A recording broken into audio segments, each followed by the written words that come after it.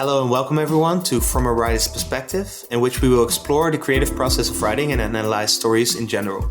I am Khyrian Storms, and with me is Leonard. Welcome, Leonard, to this introduction podcast. It's been a while. It's a lot of preparation that went into this. Very happy that you're here. Would you want to tell the listeners a little bit about the podcast itself? Like you said, we will explore the creative processes of writing and analyze stories. I think from a young age, we've been very interested in stories and the process of writing. Mm-hmm. We wrote together. So it's not just the podcast that was the preparation, but I think way before we worked 10 years together in various projects, actually. Not just writing, but also making music. Yeah, well, when did we actually meet each other? Do you still know the date? I think it was 2006. Yeah, I have to dig deep back into my memory because it's been a while. But yeah, I think we met through some mutual friends. You were the new kid in school. Mm-hmm. And up until that point,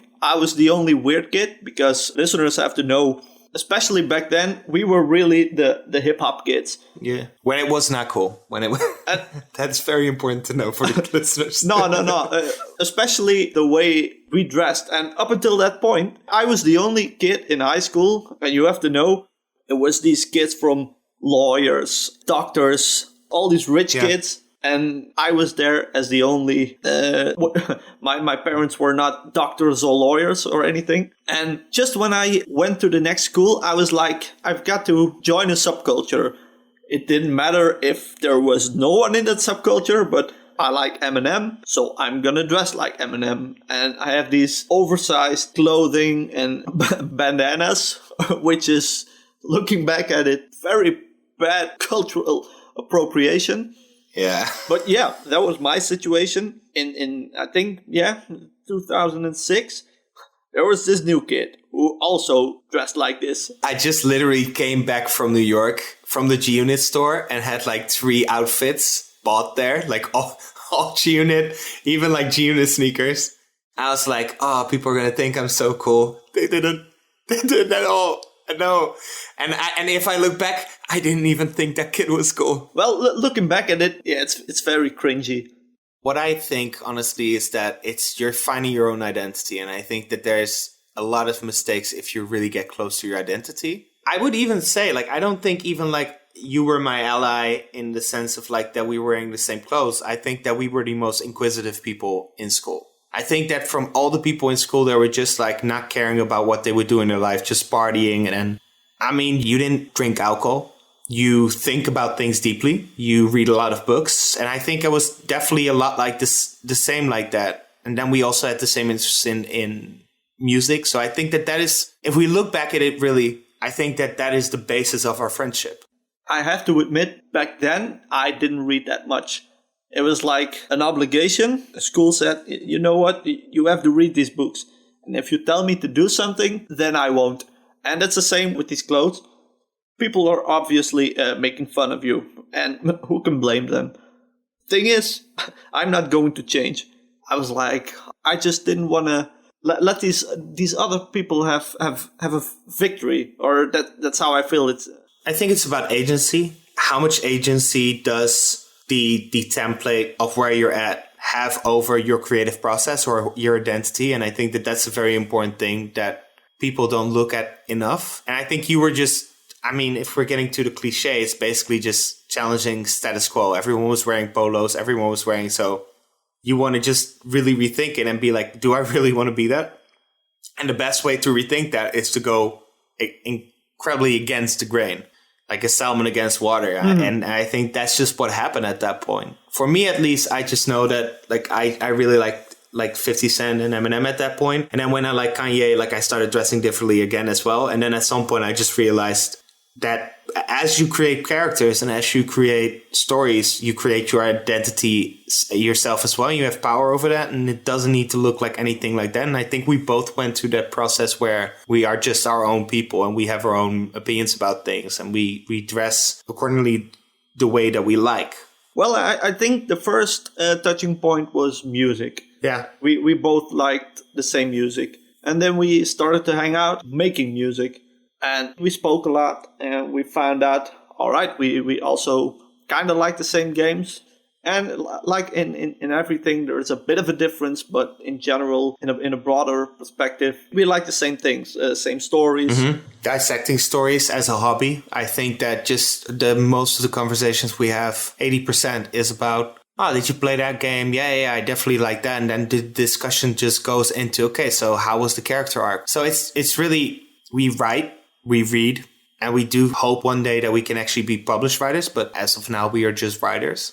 And we do look at things from that perspective. And I think every conversation goes that way. And at some point, that turned into the idea of making a podcast.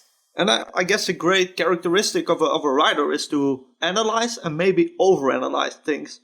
What we also did was analyze people, just real people. Like, all right, we've got this, can we say it? Slutty girl in school. There was one in particular. And we were like, all right, but why does this person drink so much? And why is she so lascivious?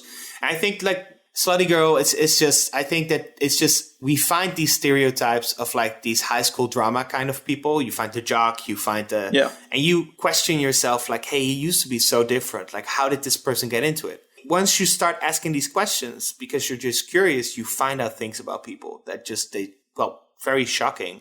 And I think for a lot of people, like the behavior and where it comes from, being inquisitive about these things. And I think that that's the beautiful thing of it, is the slutty girl becomes the damaged girl. In that sense, there's a far more deeper perspective of what this person is. And then once you start writing that type of person, you can't write the actions that she does without the damage that came before. And she becomes so much more, because it's not about tokenizing someone. It's about understanding what their history is, understanding what they want to be. So what do they believe in? What are the lies that they believe in? What are the values that they uphold? Like, this is a template for, I guess, a good character. I've always had the line in my life that I believe that if I don't become famous or don't have a great impact, all the bullying in my past will be for nothing. And now I slowly start to understand that all that bullying and all the things that I had in my past, they've made me into a three-dimensional character that wonders these things. And my ADHD has not been a torment. It's been a great lesson. Yeah, and I think that's... Correct me if I'm wrong, but I think that's the stories we like the most, is the character-driven stories. It's not just, here you have a ring and walk to Mordor and throw it in the fire. What we like in the story is how Frodo and Sam act together, and Gimli and Legolas as a comedic relief. Oh yeah, it's all these interpersonal interactions. Or even, I would say, what is Sean Bean's character called again? But him and Aragorn, and how mankind kind of looks upon Aragorn as their kind of savior and last hope in certain moments. And Faramir, but I think that's one of the most dramatic character arcs, and I like it because he tries to make his father proud, but he can never step in the footsteps of his brother. Yeah. To the point where his father is driven to madness, and where do you stop? I think that a lot of people, when they talk about Lord of the Rings, there's a lot about the Eagles and a lot about just the basic story and the Nazgul and the Uruk-hai. But these are the stories that I think they tell more about ourselves and how we feel. Yeah. When we talk about like Faramir and his drive for his appreciation from his father, I think we can all feel that. There's enough people, like I have a great relationship with my father, but I know a lot of people that still feel like they need that validation. Would you want to tell the listeners what kind of stories you actually love reading? Do you have like favorite books? Do you have? I think in books, my favorite story has to be the Count of Monte Cristo. Oh yeah. And maybe that's also the thing you pointed out. The fame thing, that's also the thing I feel. It doesn't have to be for nothing. That's why I want to write stories, maybe create movies, make music, things that entertain people. It's kind of like a revenge. I have to admit I'm quite a spiteful or a vengeful person, and that's the thing that the Count of Monte Cristo does. It's the main character gets framed for something he didn't do, then he gets thrown in jail, he escapes, and he takes revenge on all the people that conspired against him. And that's a personal thing that drives me as well. Just show him like, all right, you said I couldn't do it, here I am. Yeah, I think that's That's why we also like underdog stories. Like, we like the idea of like someone that's been either bullied or has been put down by society as a whole. You know, the Joker, for instance, like that's one of the movies where you can feel odd cheering for this guy. But then at some point, yes, you do also understand it really well. And I think that is, you know, for you as well. Like, you've been through a lot of things. And I think that at some point, you know, you just feel like life is just kicking you down. You just want to come back from that in such a glorious way. These redemption stories, anti-heroes. We love those kind of heroes. We don't, at least I personally, that's why I like Neuromancer. There is not per se a lot redeemable about the person in Neuromancer. He's someone that he's a criminal basically. And he's been punished by the system for hacking. And he has like these, like he can't connect to the web anymore. Basically, your understand it is like your subscription to the internet has been revoked. And then he gets the chance to, if he does this job, he gets the chance to hack again, and they will fix it for him. And you know, like Neuromancer is a great story. I think it's the basis for a lot of the great story writing that we see. Like, for instance, also The Matrix. But yeah, then Cyberpunk. Cyberpunk 2077. Yeah, which isn't a great story, but just the whole universe it created. Yeah, but I would love to do an episode about that as well, because I've come back to Cyberpunk without the glitches as well. And I have to say that, well, I don't like the base story and I dislike a lot of things due to the promises that were made. I still think that the character arcs of like a Judy or a Panam, or like, I think that there are great stories in the universe. I just don't think that the whole game and the story that it tries to tell with Johnny Silverhand as like the main line, I don't think is great. But again, like, I think that the character arc that Johnny Silverhand and the protagonist go through, there's some great things in there. But again, it's the same with like games like Ghost of Tsushima. Like, it's not a horrible game. I know that a lot of people love it. I'm not a big fan of it because I don't think it does Bushido any honor. However, I do like certain elements of it. I love the moment when what is his name? Shin or something? No, what is his name again? Jin? From Ghost the Jin. main character? Yeah, Jin. Him and his caretaker, who has... Mm-hmm. The old woman, you mean? The old woman, yeah. Who then... you take her to the mountain and she dies. Exactly. There. Spoiler alert. I was trying to prevent that, but she dies. Who cares? But she has Alzheimer, basically, I guess. Mm-hmm. And you notice that at some point she had this great love story with Jin's father, but she can't remember it. And it's these little things that I like, these atypical things in games that are in itself very straightforward. But there's elements in there that are great. And I think that is also the part of the podcast that I like and the discussions that we have. We see the end credits roll and you feel like, was this the best game I ever had? And you compare it to Red Dead Redemption, and you compare it to like all these games. And you might say, this was not a great game. There are still great things in it. And I like discussing that to a minutia of topics, which we will do in the future. Like, we have a few episodes already that we're thinking of. Game of Thrones and why George R. R. Martin is taking so long. Star Wars, and whether it's borrowing or stealing, whether it's an ode or not. So there's a lot of things to discuss. Yeah. By the way, where did you start writing? I think I was about 8, 9, maybe 10 years old. And that's when I got my Nintendo 64 and I got The Legend of Zelda Ocarina of Time. I just bought the Nintendo 64 expansion for the Switch and I played it again. Oh, man. But tell me, tell me about that story, because I love this story. The Stephen King thing. Yeah, I started out kind of like Stephen King. I think I saw him say that in an interview. He went to a movie and he was like, wow, this is great. I'm going to write that. And he sold it, or he gave it to his friends and they read it and they were like, oh, wow, this is cool. Yeah, I opened The Legend of Zelda and I was like, wow, someone needs to make a story of this, which it already was, but all right. You know, I'm 8 years old and I was like, all right, I'm just going to play this, and I'm going to write everything down that I'm doing. So I'm walking out of the house, so I'm writing. Link walks out of the house, and he meets Saria, his friend, and just writing every dialogue option that was in the little village where you started.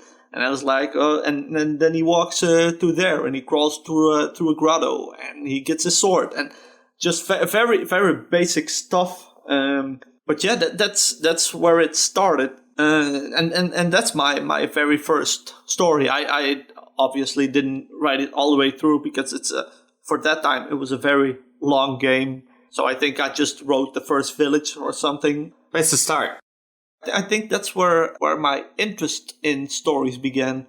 I think that is also why you are a lot better than me in writing battle and action and movement. And like, especially when we wrote together, I think that you were definitely good at just keeping that movement and momentum in there.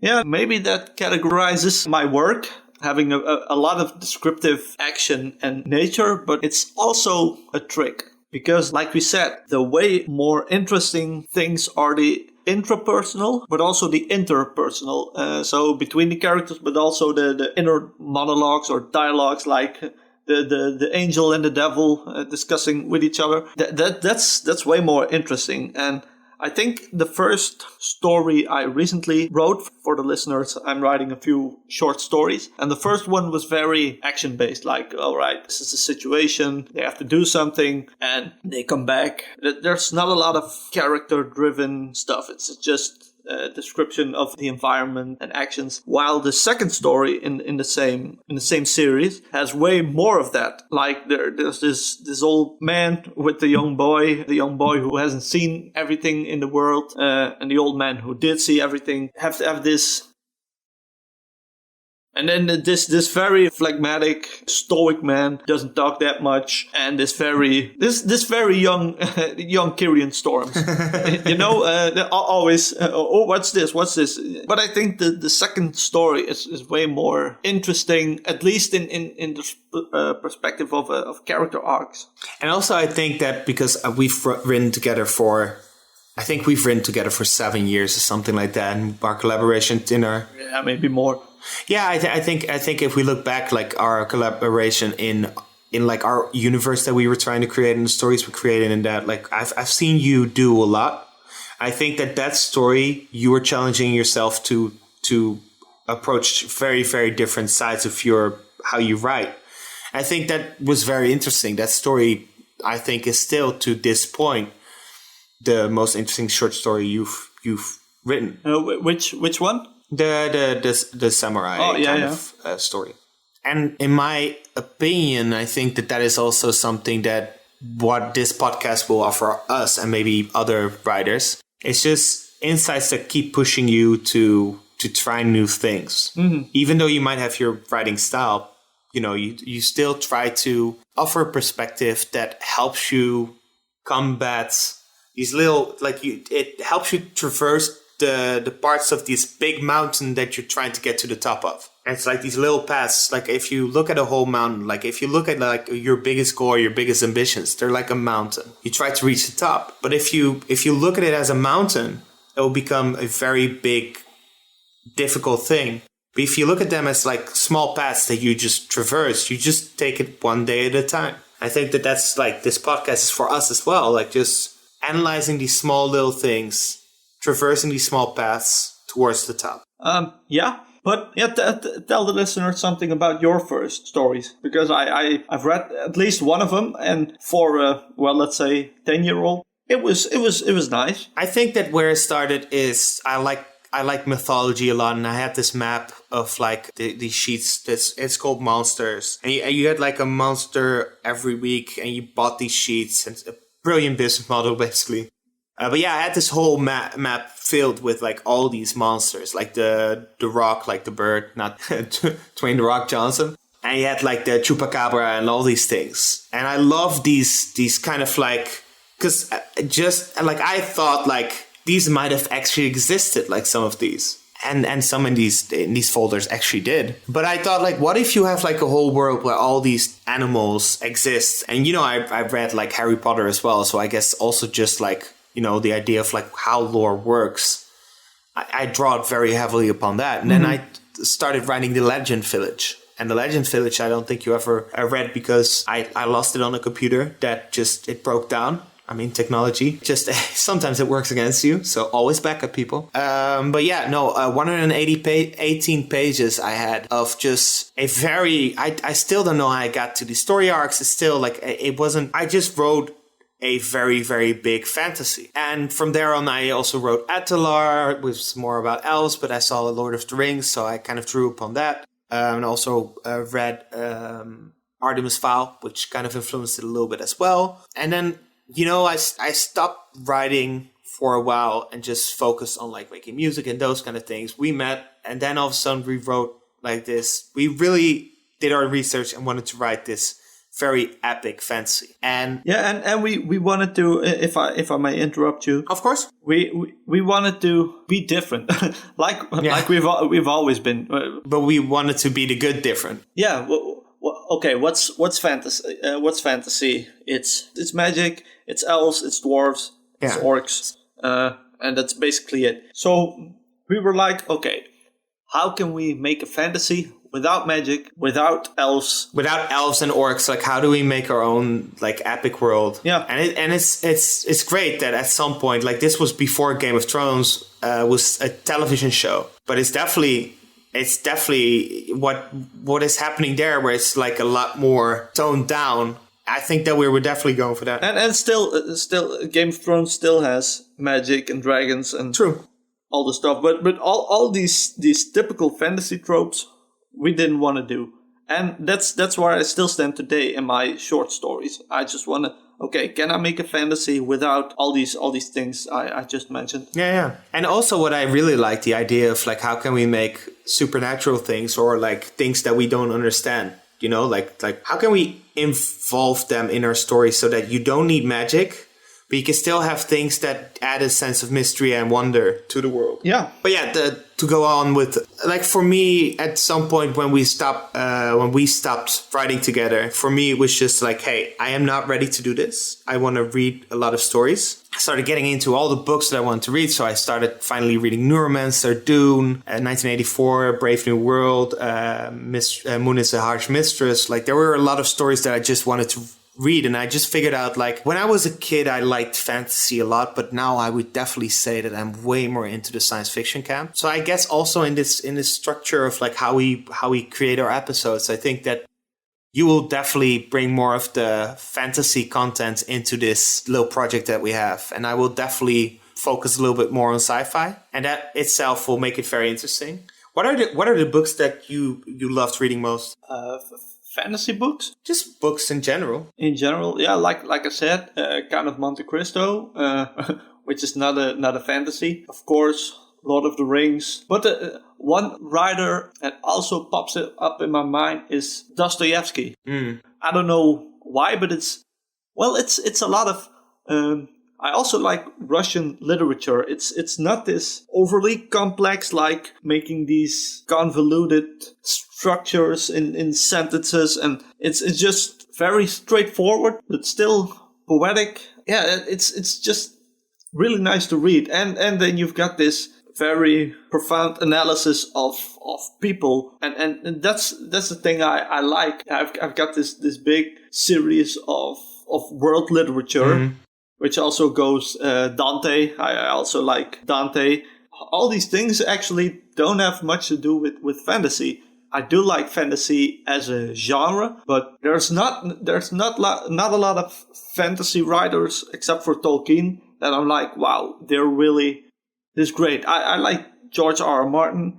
I think the way what he does with his characters and his interactions is great, but he also has these very cringy sentences, which I'm like, too over descriptive in certain like areas. No, I don't mind being over descriptive. It's he uses a lot of metaphors which are just nah.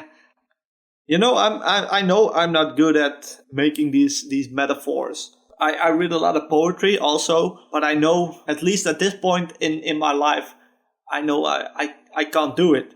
So I'm not even going to try. Mm-hmm.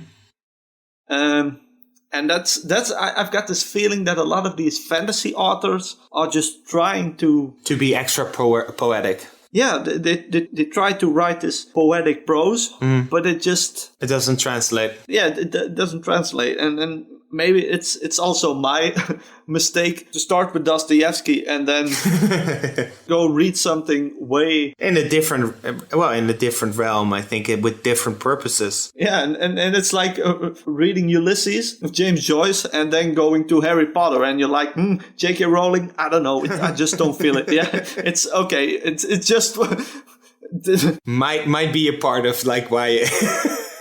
Yeah, no, I partially agree that there are moments where George R. R. Martin, he goes a little too far in the descriptions, and he has like his skin was as smooth as like a baby's bottom or something like that. I know he has like he has these analogies sometimes that I do think are odd or like unnecessary, or like descriptions that just keep going and going. But still, like I think that despite someone's choice to go a little bit deeper and those kind of things, I think it's just a choice. I think that you are very minimalistic in certain things as well, is that you want to have it like it's this and that's it, and we don't need to overdress it. And like I think that also comes from like you just reading a whole lot of books, at some point just finding your preference. Yeah, and I think it's also the magic of language, which I'm always looking for these specific words to write my stories. Like, for example, the last time, at the moment, I'm translating my first short story in English. Yeah. First version was in Dutch, my native language. And I had this word. He ignored their glances with contempt or something. It was contempt. But then I found this word, opprobrious, which is derived from opprobrium. Which means to look at something as if it's a big disgrace. Yeah. And I'm like, yeah, that's the word. This is the specific word I'm looking for. I don't know if it's used a lot in the English language. But it's from you. It stems from the idea that you can put fantasy in the same level as philosophy, and you can use words that are more specific and more efficient than that they are. And I think that that's also a discussion that we had a lot, like how approachable and how understandable do you need to make things. And I think that, again, like if I look at William Gibson, for instance, like he has so much terminology that makes it sometimes very hard to understand what he's talking about, especially after these things actually come to life and have like very different implications. Like the way he used to describe the internet and certain programs, like certain things exist now, and it's very hard to understand what analog exists in this time. And I think for you just want to have things that they are precise and they actually say what they mean. I think this saying what you mean is a very big thing in your writing. It's don't beat around the bush. And that's in writing it's easier than saying the things in the mic like I'm doing now. Yeah. I'm always looking for what's the exact phrasing, and there's also the extra difficulty of not doing it in your native language. Of course. But that's where I stand. So definitely, and that's going to be interesting for the listeners to know. Next episode, we're going into the episode of George R. R. Martin and why his next book isn't here yet. Why has he gone into the prequels? Why is it taking him so long to finish the Game of Thrones epic, the song about fire and ice? And I think that's one of the moments where, like, when we were just discussing that and going into the research, that is the moment where we were like, yeah, we definitely need to do a podcast. I think, right? I think that was so that's why it's also the first episode. Yeah, and there's a lot of subjects we want to touch on, but yeah, that's the first one, and I think we can leave it at that. Yes, definitely. I think that was the episode. First of all, thank you for tuning in. Thank you for listening to this first episode, and I hope you kind of got a feel of what we want to attempt with this podcast, and we also got to know us a little bit. And we'll see you next week with the very first episode of From a Writer's Perspective. This was Khyrian Storms, and with me is Leonard, and we both thank you for listening.